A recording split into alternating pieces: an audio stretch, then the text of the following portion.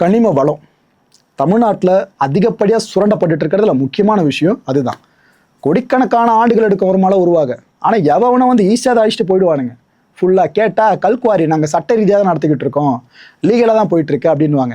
ஆனால் வந்துட்டு போகிற லாரியை கவுண்ட் எடுத்திங்கன்னா ஆயிரக்கணக்கில் இருக்கும். இந்த விஷயத்தில் நம்ம தமிழக அரசு ஒரு இரும்பு கரத்தோடு செயல்படணும்னு சொல்லியிருந்தோட ஆரம்பிச்சிருக்காங்க. இப்போது ஆரம்பம் நல்லா இருக்குது, ஃபினிஷிங்கும் சூப்பராக இருந்தால் மனசு சந்தோஷமாக இருக்கும். அமைச்சர் பிரபு இருக்கார்ல, இவர் ஒரு அதிரடி உத்தரவு பிறப்பிச்சிருக்காருங்க. என்ன சொல்கிறாப்புல, தமிழ்நாட்டில் இருக்க எல்லா கல்குவாரிகள்லையும் கண்டிப்பாக சோதனை நடத்தியே தீரணுன்றார். இப்போ அதிகாரிகள்லாம் சட்டவிரோத குவாரிகள் இருக்குல்ல, அது எத்தனைன்ற எக்ஸாக்ட் நம்பர் எனக்கு வேணும். சும்மா இத்தனை சொச்சம் அத்தனை சொச்சம்லாம் வேணாம், எத்தனை இருக்குது ஃபுல்லாக எனக்கு அந்த நம்பர்ஸ் கொடுங்க. அரசுக்கு ஏற்படுத்தின இழப்பு இருக்குல்ல, சட்டவிரோதமாக செயல்பட்டுனா கண்டிப்பாக இழப்பை ஏற்படுத்திருக்கணும். அவங்க அதுக்கான அபராதத்தை அவங்க கிட்ட இருந்தால் வசூலிக்கணும், வேற யார்கிட்ட போய் கேட்கறது அப்படின்னு கேட்டிருக்காப்புல அமைச்சர் பிரபு அவர்கள். ஸோ இந்த ஒரு விஷயம் இப்போ தமிழ்நாட்டில் ஒரு பெரிய மாற்றத்தை கொடுக்கும் நம்பலாம் மக்களே. ஏன்னா நீங்கள் மற்ற விஷயங்கள் போனால் ஈஸியாக கெயின் பண்ணிக்க முடியும். ஆனால் இயற்கை போச்சுன்னா எங்கேருந்து நீங்கள் கெயின் பண்ணுவீங்க திரும்பியும்? அதுவாக உருவானதாக உண்டு. ஆயிரக்கணக்கான கோடிக்கணக்கான வருஷங்கள் அது பார்த்துட்டு இருக்க போகிறோம். நம்ம நல்ல ஒரு விஷயத்தை இனிஷியேட் பண்ணியிருக்காங்க. எனக்கு என்ன நம்ம உள்ளபடி ஒரு ஆதங்கம், இது போல் குவாரிஸோட செயல்பாடுகளை பார்க்கறதுக்காக சேஃப்டி மைண்ட் ஒரு டீம் ஒன்று இருக்கும்.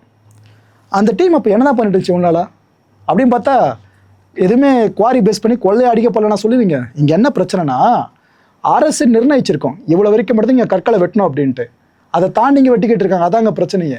அப்போ சேஃப்டி மைன் குழுவோட வேலை இங்கே ஃபுல்லாக நடந்திருக்கா இல்லையா? முதல்ல அவங்க சார்ந்த ஒரு உத்தரவை அமைச்சர் பிறப்பிக்கணும்னு நினைக்கிறேன். இப்போ முழுமை பெற்றிருக்க தாவேக்க அமைச்சரவை இருக்குல்ல, இதில் ஒட்டுமொத்தமான பங்களிப்புன்னு எடுத்துக்கிட்டீங்கன்னாக்கா, தாவேக்காவை சேர்ந்தவங்க 107 பேரில் 30 பேர் அமைச்சர்களாக மாறி இருக்காங்க.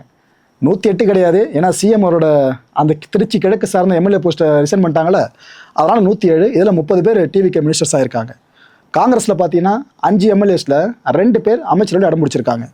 ஐயுஎம்எல்ல 2 பேரில் ஒருத்தர், விசிகாலையும் 2 பேரில் ஒருத்தவங்க. இப்படி ஒட்டுமொத்தமாக கூட்டினீங்கனாக்கா 34 பேர் அமைச்சர்கள் ஆகிட்டாங்க. இதில் சிஎம்ஐ சேர்த்திங்கனாக்கா 35 மாறிடும். ஒட்டுமொத்தமாக அமைச்சரவை ஃபுல்லாக ஆகிடுச்சா? இதில் என்ன நீங்கள் கவனிக்க வேண்டிய விஷயம்னா, சிறுபான்மை மதங்களை சேர்ந்தவங்க 6 பேர் இந்த முறை கேபினெட்டில் இருக்காங்க. இதில் முதலமைச்சர் கிறிஸ்தவர் தானே 1, அப்புறம் மரியா வில்சன் அவர்கள் 2, ஸ்ரீநாத், ஃபர்வேஸ், ராஜேஷ், ஷாஜகான்னு இந்த அமைச்சரவையில் மட்டுமே 6 பேருங்க சிறுபான்மையினர்.